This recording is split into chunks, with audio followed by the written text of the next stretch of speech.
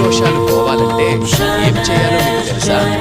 శనివారం లేదా త్రయోదశి రోజు నువ్వుల నూనెతో శనిదేవునికి అభిషేకం చేయండి. నల్లని వస్త్రాలు అండ్ నువ్వులు దానం చేస్తే శని దోషాలు తగ్గి ఐశ్వర్యం పెరుగుతాయి. అర్ధాష్టమ శని, అష్టమ శని, ఏలిన నాటి శని వల్ల కలిగే బాధలకు ఉపశమనం కలుగుతుంది. శనీశ్వరుడిని ఎంతో కాక విశ్వాసంతో పూజించండి. శని కష్టాలు ఇవ్వడానికి కాదు, కర్మ నేర్పడానికి వస్తాడు.